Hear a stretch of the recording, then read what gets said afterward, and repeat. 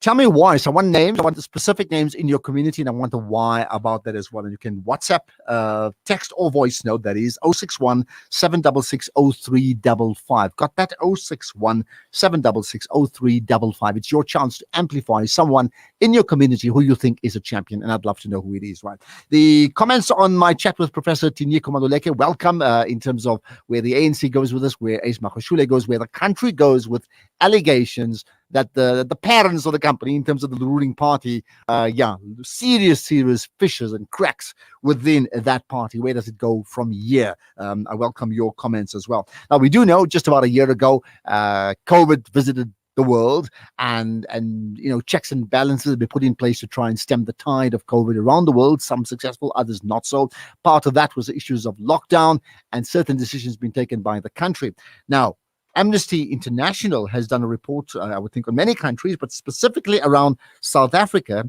And they have a sense that in some cases, South Africa did not protect human rights or failed to protect human rights. It's a very disturbing issue. Let's find out more about it with the Executive Director for Amnesty International South Africa, Shenilla Muhammed. Shenilla, assalamu alaikum. Good chatting to you. Walaikum salam, Ashraf.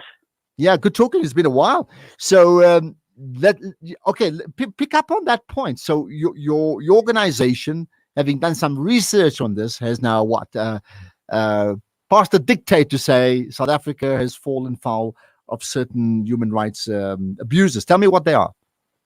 Well, Ashraf, every year Amnesty International does an assessment of the state of the world's human rights, and we produce a report and we go into every country. And I think what we found is that in 2021, human rights violations actually increased, under COVID, and that COVID was often used as a weapon to clamp down on people's rights. Now, in South Africa in particular, we found that 2020 was just a horrific year for human rights, particularly around the use of, excessive force by the police. I mean, we had cases of Collins Kosa. We've had, the deployment of the army into, people's suburbs where they reside. And we know that the army is not trained in public, policing and public crowd control. They are trained to kill. That is what they do. And of course, we saw that in the death of Collins Kosa. But we also saw, things like, where COVID-19 funds were stolen, where there was massive corruption, even during a time of devastating crisis in the country. We were still seeing corruption, which resulted in human rights violations, because if we don't have the money to deal with COVID and to give people what they need, we are violating their right to health. Yeah. Well, what about the rights of? So I think corruption is a given. It's pretty straightforward if one commits to that. The other is the the rights to freedom of movement, which is an ongoing issue: freedom of movement and freedom of carrying out your trade. Okay, did that come under human rights abuses? Yes, absolutely. Because we found that the police were really using that, when we say weaponization, to extort money, to basically clamp down on people who were traveling. We saw cases of people who legitimately were supposed to go, to work, being harassed on the side of the road. And of course, we had that case of that family that was taking their very sick baby to the hospital and got arrested. And so, we saw all of this, happening during that time. And again, it just is, it in a country where, human rights and the fact, is already not so great, despite having a very strong constitution. We saw it get worse during COVID. And of course, Ashraf, let's not forget gender-based violence. Absolutely. Well, here's the thought, and there's a separation between the two. One is human rights abuses committed by individual citizens living in the country. The other is abuses committed by actions of the state. So either directly or indirectly, but it can be traced down to decisions taken from national level, filtering all the way down. Absolutely. And, at the end of the day, Ashraf, the state is the duty bearer. The state has got to ensure that people's human rights are upheld, especially in a country like South Africa that has a constitution that demands it. And in fact, if we go to today, I mean, this morning we woke up to the news that the police budget has been cut by 11 billion. Now, if the police budget has been cut by 11 billion, how are we going to deal with, the issues of crime, gender-based violence, the lack of prosecution, all of that. So again, it's a vicious cycle that just keeps on going round and round. On the one hand, resources that are meant to strengthen the country and to strengthen the rights of citizens are being stolen. On the other hand, we have police that are not properly trained in public order policing and consistently use rubber bullets, which kill people, as we know. And then we have, citizens who are extremely angry, and that plays itself out in the home or in the streets. The actual report, I mean, how does one get hold of it? I'm hoping that you actually tweet the links to me and to Salam Media so we can share that, right? But and beyond that? Well, beyond that, it's on our website, www.amnesty.org.za and amnesty.org. But I will definitely tweet the links to you, Ashraf. Great. But it's a report worth reading because it's not just South Africa. Sometimes we feel like it's just us, but when we look at the report, the state of human rights around the world is not looking good. Well, here's the thing. If I just stay with South Africa for the moment, so you have the report. Yes, it's available for public consumption, but I take it that you actually also share the report with the government, with the presidency, right? And what's the response from them? So absolutely. Look, Ashraf, we are constantly, sharing information and getting in touch with the states. I mean, around the issues of excessive use of force, for example. We wrote to the president, we wrote to the minister of police, even after the Collins Corsa, after the Andres Titani issue.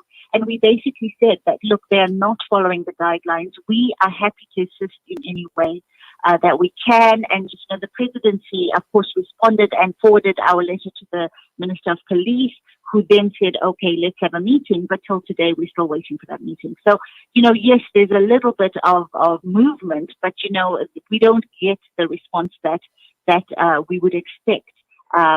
From the state. And COVID often becomes the excuse. We're distracted by COVID. So here's the thing: if you don't get the response that you'd expect, right? Besides debating it in the public spaces as we're doing right now, how much currency does your report hold? I'm just thinking about these guys who pronounce on whether South Africa's got junk status or grade A, right? How much currency does what Amnesty say filter down to say, even if the government doesn't respond, in fact, we as a country will respond, and we're concerned about this? Well, look, Amnesty is a movement of people and people who take injustice personally. So, when we produce these reports, it's to say to the people that this is what's happening in your country, right? We're giving you this information, and it's not just Amnesty. I mean, Amnesty doesn't have the power to change everything overnight. It's the citizens that have the power to do that. It's the people who reside in South Africa that has the power to do that. So we are giving the citizens our analysis, which we happily share. And we, on our side, will try to lobby at every opportunity. We will reach out, we will advocate. But at the end of the day, the citizens have got to also take their country, take what's happening in their country, seriously, in a way where they hold their government to account. Because remember, the government is there to serve the people of South Africa and not vice versa. So, with our reports, we're not expecting that Amnesty is going to suddenly, with this information, change everything overnight. It's really about saying to the citizens, this is our analysis. You need to know this.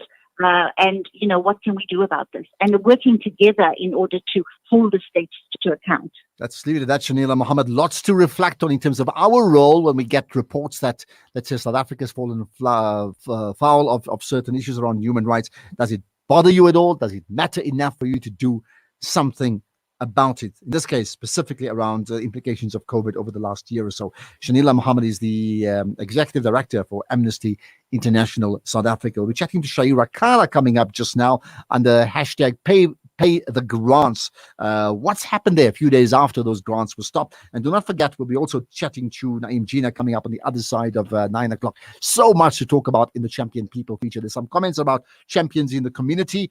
Keep them going, because I want to know who are the champions in your community, and tell me why. Names and why. 061 766 0355. You can text or voice note now.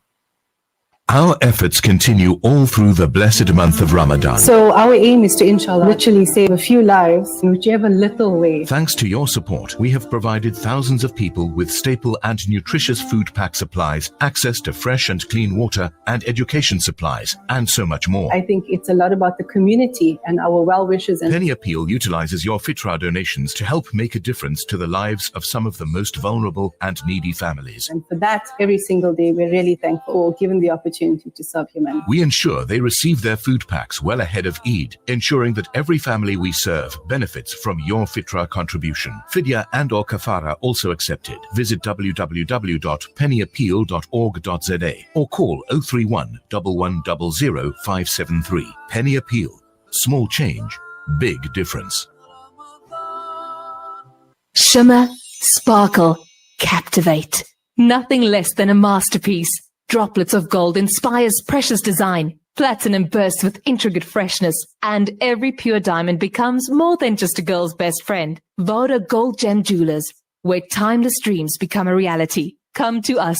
We tailor-make designer gold, platinum, and diamond jewelry. Trade in or remodel your old gold. Clad yourself with classy name-branded watches. We offer insurance valuation and free zakat calculation. Visit us at 534 Ridge Road, Overport, or call 031 208 9142. Voda Gold Gem Jewelers, manufacturers of fine gold and diamond jewelry. The best charity is that which is given in Ramadan. Support Gift of the Needy with their family hamper distribution from just 1,600 Rand in South Africa, Mozambique and Malawi. Standard Bank. Gift of the Needy 272-327-654. Visit www.giftoftheneedy.com to donate online and view our projects. Gift of the Needy, bringing ease to those in need. DoosieMed Medicine Depot Retail Pharmacy and Emergency Medical Depot. Conveniently situated in the DoosieMed Medical Center, Corner Burger and Boshoff Street, Pietermaritzburg. We provide safe, affordable and convenient medical facilities. Open till 10 p.m. every day of the year. We have a full house clinic that operates from 2 p.m. to 7 p.m., which is run by a qualified sister. The clinic offers immunization, vaccination, wellness, general consultation, and more. Call DoosieMed Medicine Depot on 033 3421 DoosieMed Medicine Depot, your pharmacy of choice. Highlights on the mid-morning talk. Stress is something that we all experience and we all have to go through at some point in our life. And it also should come down to you wanting to receive the help, because many a times we brush it off as, no, don't worry about it. I'm going to sort it out. It's nothing serious. Until it becomes a real problem and we're already in too deep. With Mariam Kwanda, Wednesday and Thursdays, 11 a.m. to 1 p.m. Mornings with Ashraf Gada. Connect on Twitter at Ashraf Gada.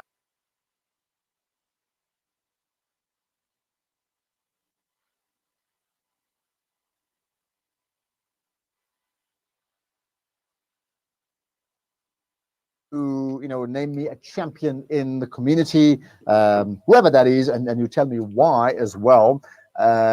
Continue doing that, by the way. 061 766 0355. 061 766 0355. Okay, so every day around this time we go Joburg to Kaapstad. With me is Ghulam Fakir. Ghulam, assalamu alaikum. Hoe gaan dit, bra? Wa alaikum salam wa rahmatullahi wa barakatuh. How are you, Ashraf? Yeah, very well, alhamdulillah. Absolutely, yeah. Right, so we're going to have some light-hearted. Yesterday was heavy, but fine. Yeah. What do you want to tell me today? Well, I think the one thing that a lot of people are going on about now, but before we get to the lighter side of things, just one thing that is two things actually that's still really heavy, if you want to call it that. The one thing is that we're very pleased to see that the Western Cape government is now they're making a concerted effort to place all those displaced learners from the first term. They've now found certain spaces within certain communities and at schools to place those learners, so that's a great thumbs up. By Monday, I would like to speak to the Minister of the Western Cape to basically give us the latest stats around that. So inshallah, we give them till Friday. Because here in Cape Town, we hold them all accountable for that. So that's the first thing. The second thing is, you do. yeah. The second thing is, Ashraf, obviously our hearts and our prayers and everything, especially now in the last 10 days of Ramadan, that goes out, to the communities out in India. We know that things are not looking good. We heard about the ship that was stopped here in South Africa. I think it was in Durban and so forth. We please keep us all in dua, inshallah. All of us around the world, inshallah. I mean, yeah. So those are two of the big focuses that we kept our eye on this morning. But Ashraf, did you go and buy your Labaran clothes already? No, I didn't. I thought you can ask that. My wife said, "Hey, we must go. We should have done it on the weekend, as we discussed." But no, we've been delayed. I think it's going to be this weekend. But I mean, here's the strange part. As you know, last year we were under complete lockdown. This year it's been easier, but I am concerned. And the plan is to have Eid or Labaran at lunch at my sister's place. But I'm concerned about the rising numbers of COVID in the last few days, and that is something that cannot be taken lightly. So I think the idea about like a big event is out, but even if it's small, you almost have to have the type of social distancing that we talk about in the mosque, isn't it? Somewhere we need to make a compromise. So the question then is like, Labaran clearer for who? I mean, who do I want to show up for? It's a small crowd. I mean, do you feel the same way? Yeah, but I think Ashraf, a lot of people got it wrong. People think that Labaran clearer, you need to go out and you need to go and buy new Labaran clearer. And I just want to welcome VOC listener as well. That started tuning in as well. We are doing the live crossing the Salam media with Ashraf Garda and myself, Bilal Fakir. And you know what, Ashraf, people I think got it wrong. They go and buy new clothes. We might just perhaps go and wear the best clothes, especially if you think of the scenario that you just painted now, that you cannot get into larger areas and so forth. You're going to go with your mom and your dad and perhaps your sisters and so forth. And it's going to be very small. So perhaps not go all out. Last year, like you mentioned, we were in lockdown. Daar was niks dat mense kan eintlik gedoen het. And this time around, we've got a little bit of that, we're on a lockdown level at the moment that allows us to go to malls and stuff and to go and get some clothing and whatever. But I think also to spare thought for those who cannot afford to do so as well. So here's my Labaran and